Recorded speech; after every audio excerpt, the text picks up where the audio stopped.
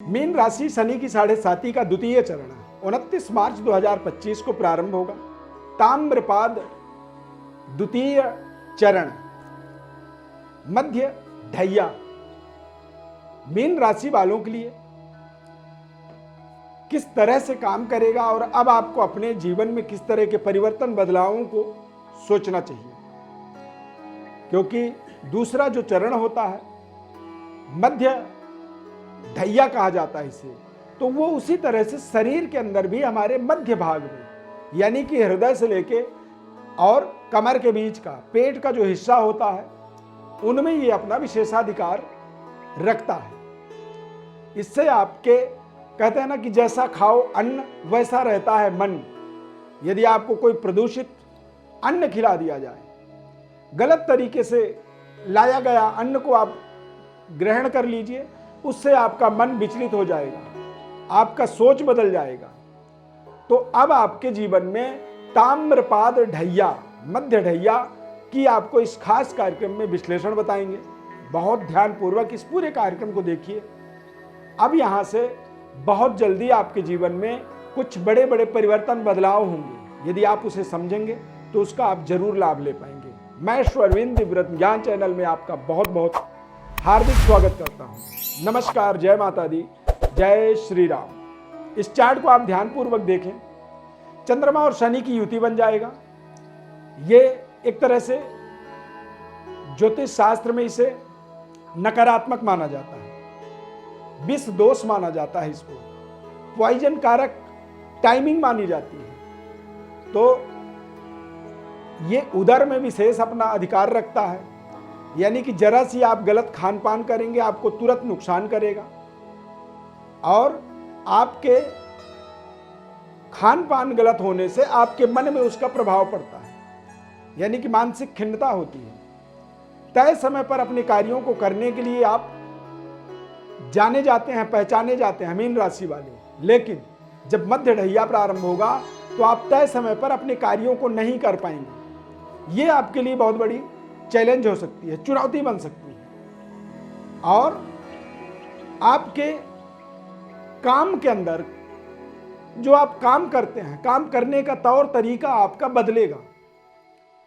द्वितीय ढैया में कई बार पैतृक विरासत के अंदर भी कुछ ना कुछ तनाव, कोई ना कोई वखेड़ा खड़ा हो जाना, समस्या उत्पन्न हो जाना और पिता तुल्य पिता के साथ और पिता तुल्य लोगों के साथ में भी कई बार ये तालमेल को कमजोर करता है, जिससे कलह क्लेश का हमें सामना करना पड़ता है। शनिदेव का पावरफुल दृष्टि आपके व्यापार पर पड़ेगा, साथ ही साथ आपके परिवार के ऊपर भी इसकी दृष्टि होगी, यानी कि आपके दाम्पत्य जीवन पर दृष्टि पड़ेगी। तो दाम्पत्य जीवन में चूंकि कन्या राशि है, 7वां दृष्टि जहां पड़ना है वहां पर कन्या राशि है, बुध उसके कारक होते हैं और बुध का प्रभाव शनि के साथ में कई बार सकारात्मक हो जाता है। तो व्यापारिक सफलता की आपको इस समय में कल्पना करनी चाहिए।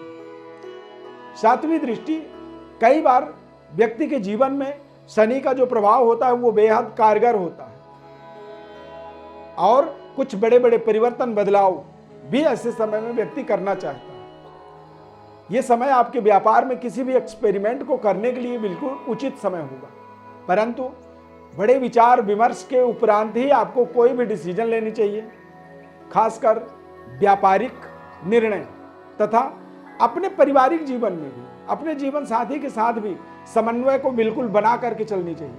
अन्यथा कई बार शनि ग्रह का और राहु ग्रह का हमारे जीवन में जो प्रभाव होता है ये कई बार अलगाववादी परिस्थिति उत्पन्न करते हैं, यानी कि आप अपने ही जीवन साथी से दूरी बनाने की कोशिश कर सकते हैं, या फिर जिस काम को आप बहुत अच्छे से कर रहे थे उसी काम से आपको अरुचि हो जाएगा और आप दूसरे कामों के प्रति कोशिश करेंगे, प्रयास करेंगे और जब आप एक नए काम में जाते हैं तो वो आपके लिए बिल्कुल नया नवेला होता है, वहां पर आपको कोई समझ नहीं होती है।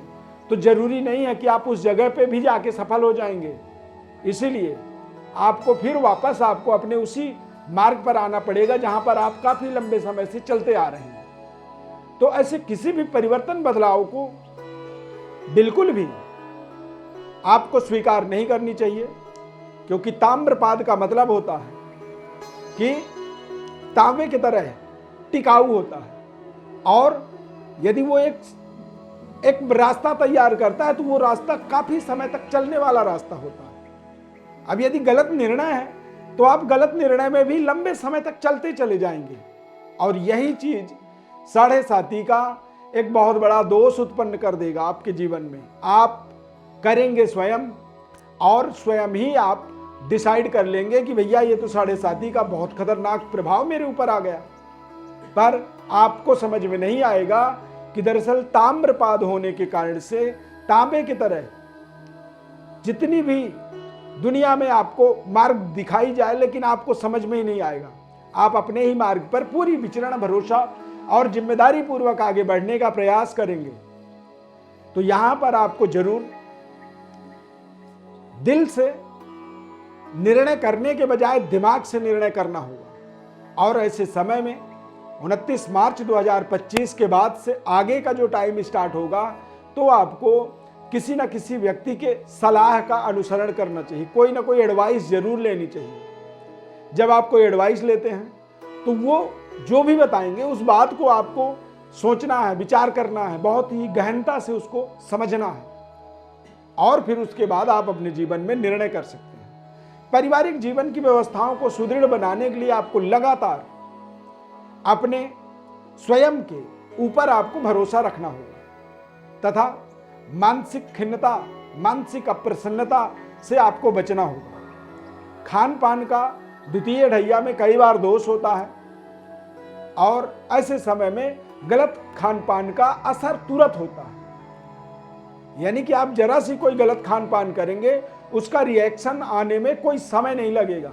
आप अभी खाइए गलत चीज और आपको 1 घंटे में ही उसका दुष्परिणाम, नकारात्मक फल मिलना शुरू हो जाएगा। तो ऐसे तमाम जीवन की अपनी व्यवस्थाओं को आपको बहुत ही सावधानी पूर्वक आगे बढ़ाना होगा, क्योंकि द्वितीय ढैया एक तरह से अपने आप में ये बेहद खास होता है। इस ढैया के अंदर आपको अपने पारिवारिक रिलेशनों को भी मेंटेन करना बहुत जरूरी होगा, खासकर छोटे भाई बहन, बड़े भाई बहन या भाई बहन की जो फैमिली परिवार हैं, उनके साथ में आपके समन्वय तालमेल बने रहें। अपने कार्य के प्रति आपको पूरी सजग रहना होगा, जिम्मेदारी पूर्वक कार्यों को आगे संपन्न करना होगा, क्योंकि द्वितीय ढैया कई बार आपके कार्य क्षेत्र में अनेक प्रकार के बाधाओं को उत्पन्न करता है। प्रमोशन तो छोड़िए, डिमोशन की बात होने लगती है। वेतन वृद्धि के बजाय वेतन डिक्रीज हो जाती है, कम हो जाती है। हम बड़े नौकरी से छोटे नौकरी करने को बाध्य हो जाते हैं। क्यों? क्योंकि हमारा विचारधारा, हमारी मन भटक जाता है द्वितीय ढैया में। और द्वितीय ढैया की खासियत यह है कि बड़ा स्ट्रांग होता है, ये चलते चला जाता है, ये खत्म ही नहीं होता है। इसको आप एक बार शुरू करोगे तो चलता चला जाएगा। यानी कि आप गलत डिसीजन भी ले रहे हैं तो उस डिसीजन को भी आप लंबे समय तक लेके आगे जाएंगे। अपने आप ही हम कई बार उसी डाल को काट देते हैं जिस डाल में हम खुद बैठे होते हैं। तो इस तरह की कोई भी गलती की गुंजाइश मीन राशि वालों के लिए द्वितीय ढैया में बिल्कुल भी नहीं बनती है। लगातार 29 मार्च के बाद ये आगे आपको एक अलग भूमिका जीवन में निभाने का एक अनुभूति प्रदान करेगा। 7वीं दृष्टि इसकी कारगर हो सकती है, जैसे कि आप अपने दाम्पत्य जीवन में चल रही बाधाओं को दूर कर पाएंगे। व्यापारिक अपार सफलता की संभावना इसमें बनेगा। अब वही बात है कि ताम्रपाद में जब आप गलत निर्णयों को लगातार आगे फॉलो कर रहे हैं, लगातार उसके पीछे जा रहे हैं, वो आपके लिए समस्या हो सकती है। आपको यहाँ पर बिल्कुल विचार विमर्श करनी चाहिए। ये एक नए तरीके का वातावरण है, नया साल है, नए एनवायरनमेंट में आप जा रहे हैं, और ये समय अपने आप में बेहद खास रहेगा मीन राशि वालों के लिए, क्योंकि ये आपके पूरा 2025 आपके करियर को लेकर के खास वर्ष रहने वाला है।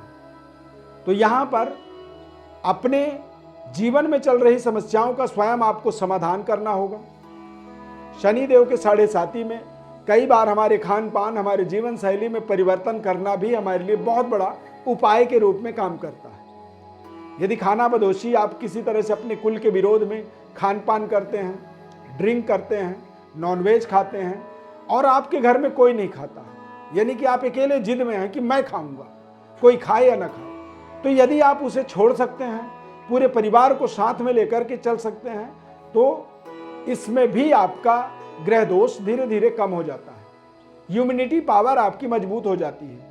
कलयुग में बताया गया कि संघे शक्ति कलयुगे, यानी कि जब आप एक संघ में होते हैं, संघ के साथ चलते हैं, तो कई बार कुछ सकारात्मक इम्यूनिटी आपको बड़े से बड़े कष्ट परेशानी से बचा लेती है। इस चीज का आपको ध्यान रखना होगा। विशेष आप विश्लेषण जानना चाहते हैं, समय से पहले ही आपको हम कार्यक्रम के माध्यम से बता रहे हैं, तो आप हमारे व्हाट्सएप पर अपनी बर्थ डिटेल भेज सकते हैं, जो कि पूर्ण रूप से निःशुल्क आपको और आगे आपकी जन्म कुंडली का, आपके वर्षफल का और आपके साढ़े साथी का एक एक बारीकी से विश्लेषण करके हम अवश्य बताएंगे, बिल्कुल निःशुल्क।